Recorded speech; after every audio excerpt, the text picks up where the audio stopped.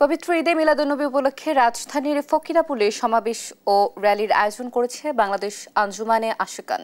সেখান থেকে সরাসরি যুক্ত হচ্ছেন আমাদের সহকর্মী হাসান আল মাহমুদ। আমরা যুক্ত হচ্ছি তার সাথে। হাসান, নিশ্চয় শুনতে পাচ্ছেন আমাকে। হাসান, ঈদে মিলাদুন্নবীর আয়োজন কেমন দেখছেন এবং কি কি আয়োজন থাকছে দিন জুড়ে, সর্বশেষ তথ্য কি আমাদের জানাবেন?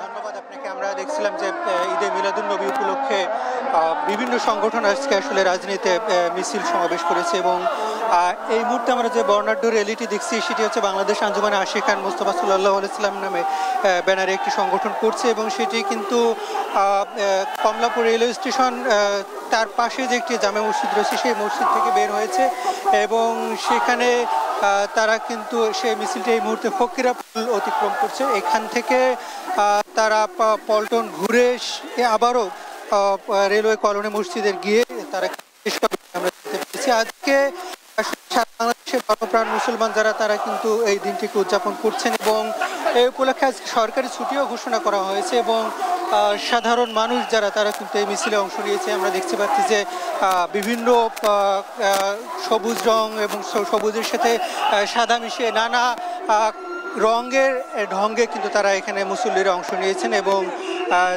তারা যেটি দাবি করছে যে হযরত মুহাম্মদ সাল্লাল্লাহু আলাইহি ওয়াসাল্লাম 1400 বছর আগে যেভাবে পৃথিবীতে এসে সাধারণ পৃথিবীর মানুষকে আলোকিত করেছে, সেই আলোয় তারা সারা বিশ্বজাহান উদ্ভাসিত হয়েছিল এবং ন্যায় ইনসাফ প্রতিষ্ঠিত করতে পেরেছিলেন এবং তারই ধারাবাহিকতা এখন পর্যন্ত পৃথিবীতে জারি রয়েছে এবং নানাভাবে সেই তার আদর্শকে আসলে বিচ্যুত করবার চেষ্টা করা হয়েছে, কিন্তু সাধারণ মানুষ সেটিকে বারবার আসলে প্রতিফলিত করেছে এবং সেটিকে ধরে রাখবার চেষ্টা করেছে এবং বাংলাদেশের ধর্মপ্রাণ মানুষ যেভাবে এই দিনটিকে উদযাপন করছে সেটি কিন্তু অনন্য এবং বিগত কয়েক বছর ধরেই কিন্তু এটি উদযাপন করা হচ্ছে এবং এই উদযাপনের প্রেক্ষিতে আসলে আমরা দেখিয়েছিলাম যে নানাভাবে সেটিকে আইন শৃঙ্খলা পরিস্থিতির অবনতির একটা চেষ্টা হয়ে থাকে।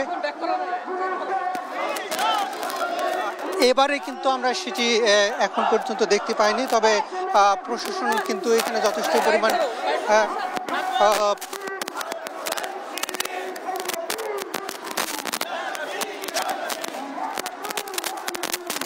আমরা দেখেছিলাম যে প্রশাসন কিন্তু এখানে যথেষ্ট পরিমাণ নিরাপত্তা ব্যবস্থা নিয়েছে এবং পুলিশ সেনাবাহিনী কিন্তু যথেষ্ট পরিমাণ নিরাপত্তা ব্যবস্থা দিয়েছে এবং এই মিছিলটি কিন্তু এখান থেকে আবার রেলওয়ে কলোনি মসজিদ গিয়ে শেষ হবে। তো এই ছিল আমার কাছে এখান থেকে সবশেষ পরিস্থিতি। আমরা কিছুক্ষণ পরে আমরা বিস্তারিত আপনাকে আরও জানাতে পারবো।